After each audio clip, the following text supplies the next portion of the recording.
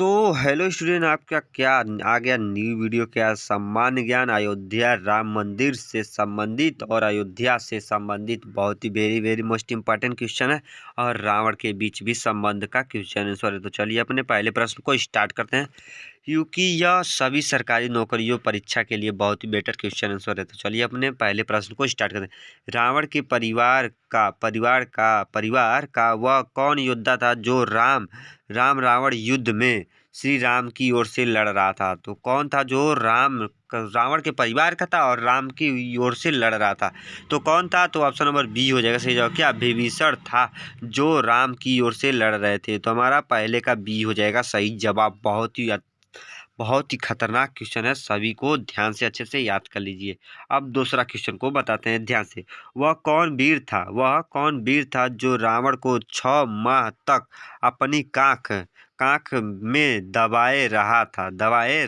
मतलब अब अपने भाषा में बताते हैं, वह कौन वीर था जो रावण को 6 महीने तक अपने कांखों के बीच दबा कर रखा था। तो इन चारों में से कौन था जो रावण को 6 महीने तक दबा कर रखा था। तो ऑप्शन नंबर डी हो जाएगा सही जवाब। क्या बाली था जो रावण को अपने कांखों के बीच दबाकर रखा था, क्योंकि बाली को वरदान मिला था, कोई भी उससे युद्ध करने जाएगा तो उसकी आधी शक्ति उसके अंदर समाहित हो जाएगी। इसी कारण वह बाली विजय पा गया रावण से। तो अब आता है तीसरा क्वेश्चन को ध्यान से याद किया जाए। इसको थोड़ा सा छोटा करते हैं, ध्यान से अच्छे से देखा जाए। क्या जब ऋषि विश्वामित्र राजा दशरथ से श्री राम और लक्ष्मण को मांगने आए थे, उस समय तमाम तर्कों के मध्य दशरथ ने ऋषि से अपनी कितनी अवस्थाएं बताई थी ऋषि से। तो ऑप्शन नंबर ए हो जाएगा सही जवाब। कितनी 60,000 अवस्थाएं बताई थी। तो तीसरे का ए हो जाएगा सही जवाब। तो अब आता है हमारा चौथा क्वेश्चन को ध्यान से याद किया जाए। बहुत ही very very most important question answer है। अब ये तो ध्यान से अच्छे से देखिएगा, दिमाग लगाइए। लक्ष्मण हनुमान भरत और शत्रुघ्न को किन दो भाइयों ने युद्ध में पराजित कर दिया था। 3-4 में से कौन है जो भाइयों ने पराजित कर दिया था। इसमें आपका ऑप्शन नंबर सी हो जाएगा सही जवाब। क्या लव और कुश ने जो इन सभी को पराजित कर दिया था, क्या मूर्छित कर दिए थे। तो हमारा चौथे का सी हो जाएगा सही जवाब। तो अब आता है पांचवा क्वेश्चन को क्वेश्चन आंसर। कुंभकर्ण के शयन हेतु रावण ने जो घर बनवाया था वह कितना लंबा चौड़ा था। जो कुंभकर्ण के हेतु शयन कक्ष जो कुंभकर्ण का बनवाया था वह कितना लंबा चौड़ा था। तो चलिए इन चारों में से बताइए वो कितना लंबा और चौड़ा था। तो हम बताते इसमें हमारा क्या हो जाएगा राइट आंसर। तो ऑप्शन नंबर ए हो जाएगा राइट आंसर। क्या 2 योजन लंबा था और 1 योजन चौड़ा था। यह कुंभकर्ण का शयन कक्ष था।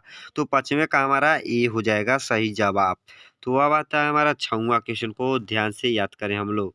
वह कौन राक्षस था जो एक बार में 6 मास तक सोता रहता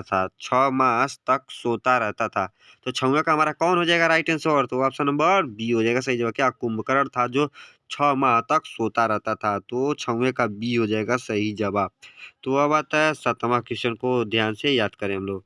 रावण ने किसे प्रसन्न करने के लिए अपने 10 शीश भेंट कर दिए थे। रावण ने किसे प्रसन्न करने के लिए अपने 10 शीशों को भेंट कर दिए। तो किसको प्रसन्न करने के लिए। इसमें आपका ऑप्शन नंबर बी हो जाएगा सही जवाब। क्या ब्रह्मा को प्रसन्न किए थे। तो हमारा 7वें का क्या हो जाएगा सही जवाब। तो ऑप्शन नंबर बी हो जाएगा सही जवाब। क्या हमारा 7वें का ऑप्शन नंबर बी हो जाएगा सही जवाब। क्या ब्रह्मा को प्रसन्न करने के लिए रावण ने अपने 10 शीशों को भेंट किया था। तो अब आता है हमारा 8वां क्वेश्चन को ध्यान से याद किया जाए, ध्यान से और अच्छे से देखा जाए, क्योंकि ये बहुत ही महत्वपूर्ण क्वेश्चन आंसर है। आपके यूपी पुलिस से संबंधित तो पक्का पूछ देगा। तो ध्यान से याद कर लीजिए। वह कौन था जो बिना माता के ही केवल पिता से क्या जन्मा था। वह कौन था जो बिना माता के ही केवल पिता से जन्मा था। तो वह कौन था। तो हमारे 8वें का क्या हो जाएगा राइट आंसर। तो ऑप्शन नंबर क्या इन चारों में से क्या हो जाएगा सही। तो ऑप्शन नंबर डी हो जाएगा सही। क्या मीठी था जो अपने पिता से जन्मा था। तो हमारा 8वें का डी हो जाएगा सही जवाब।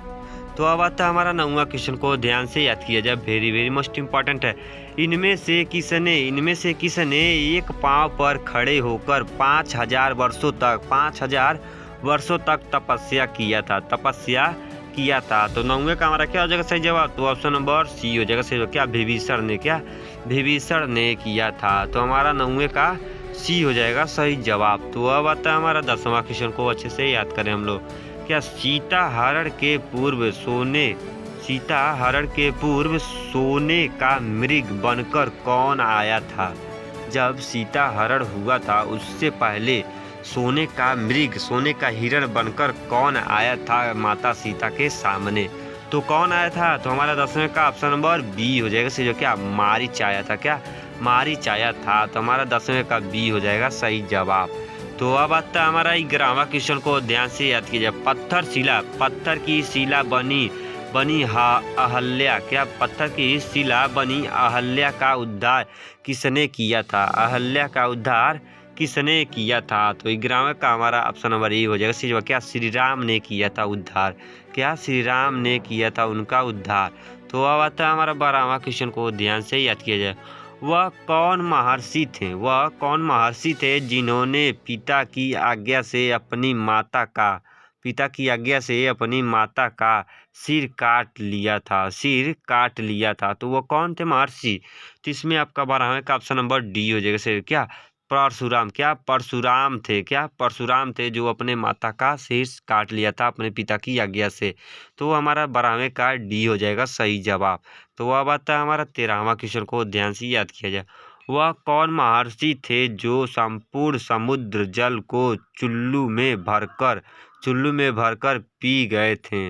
वह कौन महर्षि थे जो समुद्र जल को चुल्लू में भरकर पी गए थे? 13वें का हमारा क्या हो जाएगा राइट आंसर? तो ऑप्शन नंबर सी हो जाएगा राइट आंसर। क्या? दुर्वासा महर्षि थे। क्या?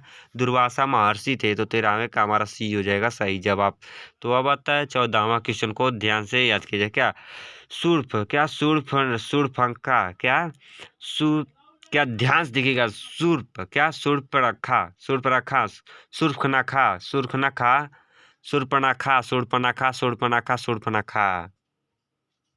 तो हमारा 14वां क्वेश्चन को ध्यान से देखिए। क्या बोला है प्रश्न? ध्यान से हम आपको बताते हैं। शूर्पणखा। क्या? शूर्पणखा है लेकिन इसको हम क्या पढ़ेंगे? सूर्पणखा। जो सूर्पणखा राक्षसी थी, नाक कान किसने काटे थे? जो सूर्पणखा थी उसके नाक कान किसने काटे थे? 3 4 में से किसने काटे थे? तो इसमें आपका 14वें का ऑप्शन नंबर सी हो जाएगा सही जवाब। क्या? लक्ष्मण ने काटे थे सूर्पणखा की नाक कान। तो अब आता है हमारा 15वां क्वेश्चन को ध्यान से याद करें। वह कौन महर्षि थे जो छत्री होते हुए भी अपनी तपस्या के बल पर